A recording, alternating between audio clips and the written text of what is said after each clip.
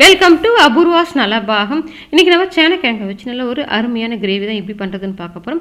இந்த கிரேவி பார்த்தா கறி சுவையில் இருக்கும். நீங்கள் இதை பண்ணி கொடுத்தீங்கன்னா நான்வெஜ் டேஸ்ட்லேயே இருக்கும். இது நீங்கள் சப்பாத்தியோட பிளெயின் சாதத்து மேலே போட்டு சாப்பிட்றதுக்கும் நல்லாயிருக்கும். எல்லா விதமான சாதத்துக்குமே நல்லாயிருக்கும். வாங்க இப்போ எப்படி பண்ணலான்னு பார்க்கலாம். நம்மக்கிட்ட கல்கத்தா இண்டாலியம் கடாய், இண்டாலியத்தில் சப்பாத்தி உருட்டுற மனை, இடி உரல், தோசைக்கல், பொடி உள்ளது, பொடி இல்லாதது எல்லாமே நம்ம சேல் பண்ணிகிட்டு இருந்தோம். இப்போ பார்த்தீங்கன்னா அது கூடவே நம்ம ட்ரை ப்ளையில் ஸ்டெயின்லெஸ் ஸ்டீல் ட்ரை ப்ளை கடாயுமே நம்ம சேலுக்கு எடுத்துகிட்டு வந்திருக்கோம். இதுவுமே கொண்டு வந்திருக்கோம். இதை பார்த்தீங்கன்னா நல்லா ஆன்லைனில் விட நம்ம கம்மி விலையில் தான் கொடுக்குறோம். நல்ல குவாலிட்டியான இருக்கும். அதே சமயத்தில் நல்லா ஹெவி வெயிட்டாகவும் இருக்கும். நீங்கள் இதை அடி பிடிக்காது. நீங்கள் இது கேஸ் அடுப்புலையும் சமைக்கலாம். சாண்ட்விச் பாட்டம் இருக்கிறதால நீங்கள் இதை இண்டக்ஷன் அடுப்புலையுமே வச்சு நீங்கள் சமைக்கலாம். உங்களுக்கு இண்டாலியம் கடாய் வேணுமோ இல்லை ட்ரை ப்ளை கடாய் வேணுமோ எது வேணுமோ ஸ்க்ரீனில் நான் கொடுக்குற நம்பருக்கு வாட்ஸ்அப் பண்ணுங்கள். டீட்டெயில் சென்ட் பண்ணுறேன். வேணுன்றவங்க ஆர்டர் பண்ணிவிட்டு வாங்கிக்கலாம்.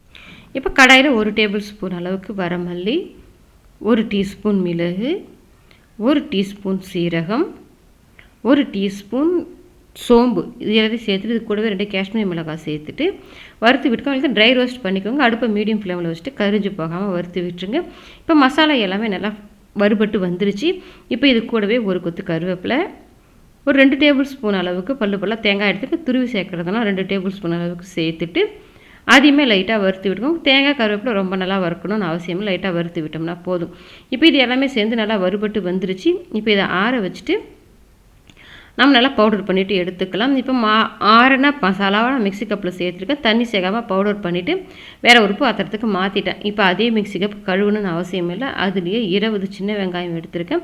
நீங்கள் பெரிய வெங்காயம் சேர்க்குற மாதிரி தான் மீடியம் சைஸில் ஒன்று சேர்த்துட்டு அது கூட இந்த சைஸில் ஒரு தக்காளி ஒன்று ரஃபாக கட் பண்ணி சேர்த்து தண்ணி சேர்க்க வேண்டாம். அந்த வெங்காயம் தக்காளி இருக்கிற தண்ணியை வச்சு இந்த மாதிரி கொஞ்சம் லேசான கொரகொரப்பு இருக்கிற மாதிரி அடைச்சி எடுத்து வச்சுக்கோங்க.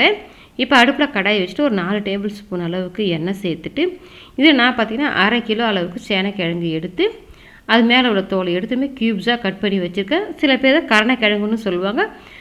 இப்போ நம்ம அந்த எண்ணெயில் சேர்த்துட்டு நல்லா வேக விட்டுக்கணும். அடுப்பை மீடியம் ஃப்ளேமில் வச்சுட்டு இதை நம்ம கொஞ்சம் நேரத்துக்கு ஒரு முறை பரட்டி விட்டு நல்லா ஃப்ரை பண்ணிக்கோங்க. அந்த எண்ணெயிலேயே நல்லா வெந்துடணும்.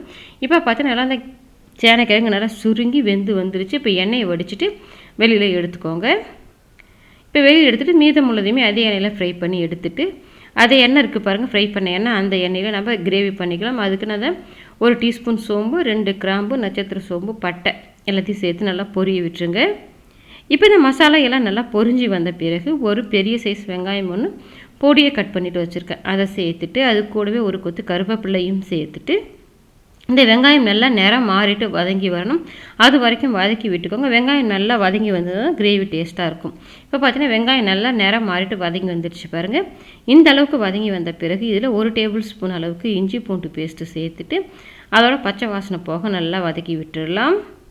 இப்போ இஞ்சி பூண்டு பேஸ்ட்டோட பச்சை வாசனை போயிட்டு நல்லா வதங்கி வந்துருச்சு. இப்போ இதில் ஒரு மீடியம் சைஸ் தக்காளி ஒன்று பொடியை கட் பண்ணிவிட்டு வச்சுருக்கேன். அதை சேர்த்துட்டு அது கூடவே நம்ம அரைச்ச சின்ன வெங்காயம் தக்காளி பேஸ்ட்டை சேர்த்துட்டு வதக்கிக்கோங்க. இது மாதிரி சின்ன வெங்காயம் தக்காளி அரைச்சி சேர்க்கும்போது கிரேவி நல்லா திக்காக கிடைக்கும். அதுக்காக தான் இப்போ அதையும் சேர்த்துட்டு தக்காளி நல்லா குழஞ்சிட்டு இந்த சின்ன வெங்காயம் தக்காளி பச்சைத்தன்மையெல்லாம் போயிட்டு நல்லா வதங்கி வந்துருச்சு பாருங்கள். இந்த அளவுக்கு நல்லா வதங்கி வந்த பிறகு இதில் நான் 1 டீஸ்பூன் அளவுக்கு தனி மிளகாத்தூள் சேர்த்துட்டு தான் அந்த வீடியோ மிஸ் ஆகிடுச்சு. 1 டீஸ்பூன் சேர்த்துக்கோங்க. நீங்கள் உங்கள் காரத்துக்கு தகுந்த மிளகாத்தூள் சேர்த்துட்டு அது கூடவே 2 டேபிள் ஸ்பூன் மல்லித்தூள், இந்த கிரேவிக்கு தேவையான அளவுக்கு உப்பு, அது கூட ஒரு 1/4 ஸ்பூன் மஞ்சள்தூள் சேர்த்துட்டு இப்போ இந்த மல்லித்தூள் மிளகாத்தூளோட பச்சை வாசனை போக வதக்கி விட்டுருங்க.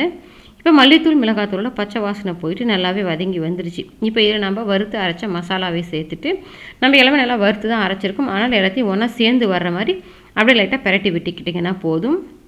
இப்போ மசாலா எல்லாம் ஒன்றா சேர்ந்து வந்த பிறகு இதில் நான் ஒரு 300 ml அளவுக்கு தண்ணி சேர்த்துக்கிறேன். உங்கள் கிரேவி கன்சிஸ்டன்சியை பொறுத்து சேர்த்துக்கலாம். நான் கொஞ்சம் திக்கான கிரேவியாக கெட்டியாக பண்ணுறதால கொஞ்சமாக ஒரு பெரிய டம்ளர் அளவுக்கு மட்டும் தண்ணி சேர்த்துட்டு கலந்து விட்டுருக்கேன். நீங்கள் உங்கள் தேவைக்கு தகுந்த மாதிரி சேர்த்துட்டு அது கூட நம்ம ஃப்ரை பண்ணி வச்சுருக்கிற அந்த கருணைக்கிழங்கையும் சேர்த்துக்கோங்க. சேர்த்து நல்லா கலந்து விட்டுட்டு நல்லா கொதிக்க விட்டுருங்க. அடுப்பை மீடியம் ஃப்ளேமில் வச்சு நம்ம மசாலாவெல்லாம் அரைச்சி சேர்த்துருக்கதால் அடுப்பை மீடியம் ஃப்ளேமில் வச்சுட்டு கொதிக்க விடுங்க. ஒரு 15 நிமிஷத்துக்கு வச்சு விடுங்க. இடையில அப்பப்போ எடுத்து கலந்து விடுங்க. இப்போ பார்த்தா ஒரு 15 நிமிஷம் கிட்ட ஆச்சுன்னா எண்ணெய் நல்லா பிரிஞ்சு கிரேவி திக்காகிடுச்சு. கடைசியால் கொஞ்சமாக பொடி நறுக்கின மல்லி இலையை சேர்த்து கலந்து விட்டுருங்க. பார்த்தீங்கன்னா நல்லா நமக்கு கிரேவி திக்காகிட்டு இந்த அளவுக்கு வந்திருக்கு பாருங்கள். நமக்கு நல்லா சேனைக்கிழங்கு கிரேவி ரெடி ஆகிடுச்சு. நீங்களும் உங்கள் வீட்டில் ட்ரை பண்ணி பாருங்கள். ட்ரை பண்ணி பார்த்துட்டு எப்படி வந்ததுன்றதை கமெண்ட் செக்ஷனில் சொல்லுங்கள். லைக் பண்ணுங்கள், ஷேர் பண்ணுங்கள், அபூர்வாஸ் நலபாகத்துக்கு சப்ஸ்கிரைப் பண்ணுங்கள். கூடவே பெல் பட்டனையும் கிளிக் பண்ணுங்கள். அப்போ தான் என்னோடய அப்லோட்ஸ்லாம் உங்களுக்கு உடனடியாக கிடைக்கும்.